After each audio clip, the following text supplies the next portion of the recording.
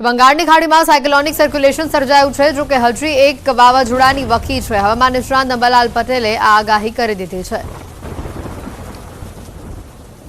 બંગાળનો જે ઉપસાગર છે ભારે વલોવા છે, ભારે વાવાઝોડું થશે। તારીખ 26 સુધીમાં તો આ વાવાઝોડું ભારે તબાહી મચે એવું છે। બંગાળ ઉપસાગરમાં દક્ષિણ પૂર્વીય તટ ઉપર ભારે તબાહી મચાવશે। 120 કિલોમીટરની પ્રતિ ઝડપે કે તેથી વધુ ઝડપે પવન ફૂંકાશે। લગભગ દક્ષિણ પૂર્વીય તટેથી પશ્ચિમ બંગાળના ભાગ સુધીમાં આની અસર થશે અને આની અસર ગજબની હશે। લગભગ દક્ષિણ પૂર્વીય તટો ઉપર તો પૂર આવે તેવી સ્થિતિની શક્યતા છે, પરંતુ આ સ્થિતિના કારણે જે બંગાળના ઉપસાગરનો ભેજ અને અરબ સાગરનો ભેજ મર્જ થશે અને ભેજ મર્જ થતાં એકબીજા વાયુ અથડાવાથી પ્રી મોન્સૂન એક્ટિવિટી વખતે ગાજવીજ સાથે વરસાદ થવાની શક્યતા રહે છે અને આ ગાજવીજ જે છે એ રોહિણી નક્ષત્રમાં પણ થશે અને આ જે છે એ પ્રી મોન્સૂન એક્ટિવિટીના ભાગરૂપે થશે। પણ બંગાળ ઉપસાગરમાં વાવાઝોડું છે એ તો ભારે થવાની શક્યતા રહેશે। એક સાયક્લોનિક સર્ક્યુલેશન અરબી સમુદ્રમાં પણ વાવાઝોડું સક્રિય થવાનું છે અને ગુજરાતના અરબી સમુદ્રમાં વાવાઝોડું લગભગ મેના અંતમાં અને જૂનની શરૂઆતમાં થવાની શક્યતા રહેશે। આ વાવાઝોડાની અસરો જે છે એ અસર તો ભારે કરશે, પરંતુ ત્યાંની થોડીક હજુ વાર છે આ વાવાઝોડાની, એટલે તે પૂર્વે બંગાળના ઉપસાગરના અરબનો ભેજ મર્જ થશે અને જે રોહિણી નક્ષત્રમાં છે ભારે ગાજવીજ સાથે વરસાદ થશે। તો હાલ આગ ઓગતી ગરમી પડી રહી છે અને હવે તો આ ગરમીએ તોબા કરી દીધા છે અને દરેક લોકો હવે ચોમાસાની રાહ જોઈ રહ્યા છે। આખરે ચોમાસું હવે કેટલું દૂર? આગાહીકાર પરેશ ગોસ્વામી ચોમાસા અંગે આગાહી કરી છે।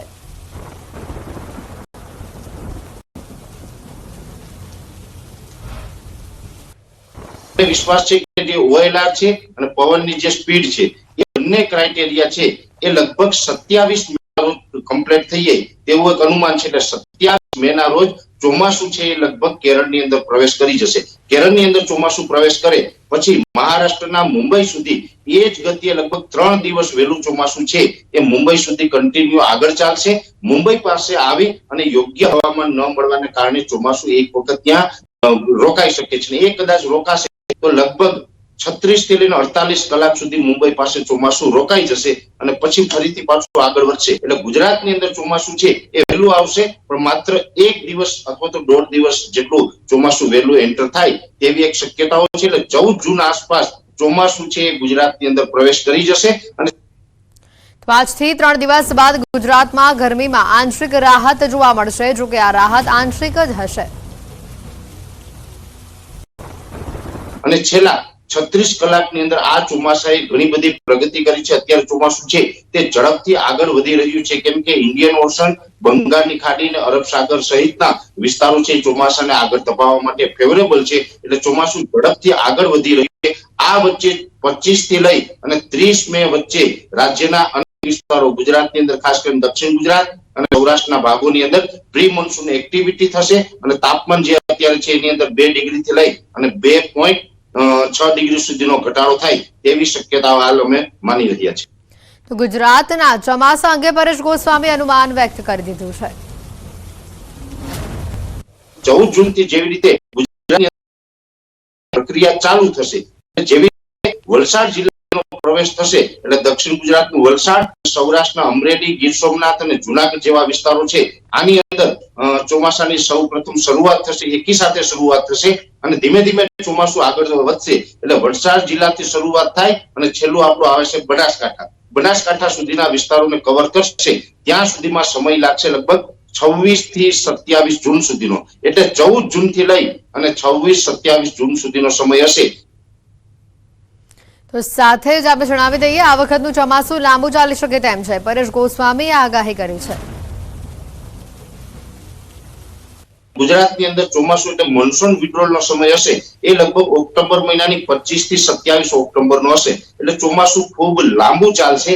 એટલે ખેડૂતોએ એ પ્રકારના વાવેતર કરવા જોઈએ। જો કે અર્લી વેરાયટીઓના વાવેતર થશે જેની અંદર કપાસ, મગફળી કે સોયાબીન જેવા પાકો હોય, જે વહેલી પાકતી જાતોના વાવેતર થશે તો વચ્ચે ગેપ પણ મળશે જેની અંદર હાર્વેસ્ટિંગ કરી શકે છે।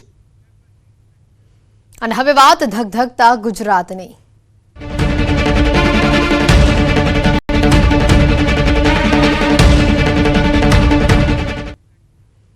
સુરતના બારડોલીમાં પારો 38 ડિગ્રી પર પહોંચ્યો. બારડોલીથી ન્યૂઝ 18નું ગ્રાઉન્ડ ઝીરો રિપોર્ટિંગ આપણે બતાવી રહ્યા છે. પારો ભલે 38 ડિગ્રી પર હોય, પરંતુ બફારાના કારણે લોકો ત્રાહિમામ પોકારી ગયા છે.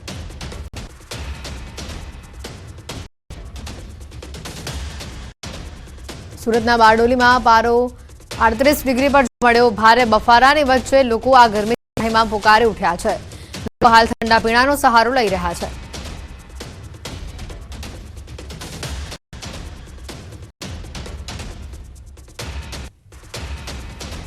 ગુજરાત સરકારના હવામાન ખાતાએ આગાહી કરી છે અને સુરત જિલ્લાની અંદર એલર્ટ પણ જાહેર કર્યું છે. ખાસ કરીને દ્રશ્યમાં બતાવવાનો પ્રયાસ કરીશ. પહેલાં તો બારડોલી નગરની અંદર આ ટેમ્પરેચર 38 જેટલું બતાવી રહ્યું છે. ખાસ કરીને 38 જેટલું ટેમ્પરેચર હોય, પરંતુ 47 જેવું હોય, એ 38 છે 47 જેવું હોઈ શકે એવા દ્રશ્યો પણ છે. અહીં લોકો ગરમીથી ત્રાહિમામ પોકારી અને ડિહાઇડ્રેશન ના થાય એના માટે આ શેરડીનો રસ છે, છાશ છે, તેમજ ઠંડા પીણા તરફ વધુ લોકો વળી રહ્યા છે. અને આ દ્રશ્યમાં જોઈ શકો છો કે શેરડીનો રસનું જે કોલું છે ત્યાં ઘણા લોકો આ શેરડીનો રસ પીને ઠંડક માટે રસ પણ પીતા હોય છે. અને ખાસ કરીને આ જે ડિહાઇડ્રેશન થાય એનાથી બચવાના લોકો અનેક પ્રયાસો પણ કર્યા છે. રસ્તાની વાત કરીએ બારડોલી નગરના, તો બારડોલીના નગરના રસ્તાઓ પણ કર્ફ્યુ હોય એવા સુમસાન પણ જોવા મળી રહ્યા છે. અને ખાસ કરીને આ જે સુરત જિલ્લાના જે 8 તાલુકા છે તેની અંદર સખત ગરમીને ધ્યાનમાં લઈ હાલ રસ્તા પર પણ જે ટ્રાફિક તમે જોઈ રહ્યા છો, ટ્રાફિક પણ જે રોજિંદો ટ્રાફિક હોય છે એના કરતાં ઘણો ઓછો ટ્રાફિક જોવા મળી રહ્યો છે. ખાસ કરીને ગરમીની અંદર લોકોને સરકારી વહીવટીતંત્ર પણ કહે છે બિનજરૂરી કામ માટે ઘરમાંથી બહાર નહીં નીકળવા માટેની પણ સૂચનાઓ આપવામાં આવે છે. અને ખાસ કરીને આજે ગરમી વધારે છે જેને લઈને લોકો ઠંડા પીણા ડિહાઇડ્રેશન માટે જે ગ્લુકોઝ જેવા વસ્તુનું પણ સેવન કરે એવું એ કરે તો ડિહાઇડ્રેશનથી બચી શકાય એમ છે. કેતન પટેલ, ન્યૂઝ 18 ગુજરાતી, બારડોલી. રાજ્યમાં અંગ ગજાડતી ગરમીના કારણે અનેક શહેરોમાં હીટવેવની આગાહી કરાઈ છે. અને ત્યારે રાજકોટની અંદર દિવસે 39 ડિગ્રી તાપમાન પહોંચ્યું છે. ત્યારે શહેરના રસ્તા સુમસામ ભાસી રહ્યા છે. લોકોને ગરમીના કારણે બહાર ન નીકળવાની પણ તંત્ર અપીલ કરી રહ્યું છે.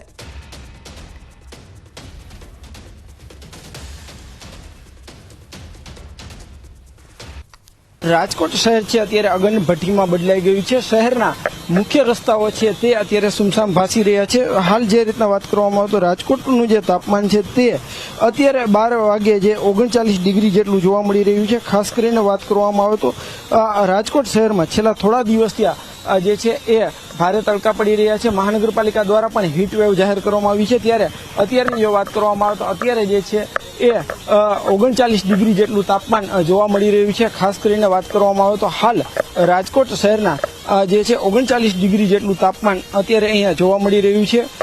રાજકોટ શહેરના જે અલગ અલગ વિસ્તારો છે ત્યાં પણ અત્યારે મુખ્ય રસ્તાઓ છે તે સુમસામ ભાસી રહ્યા છે.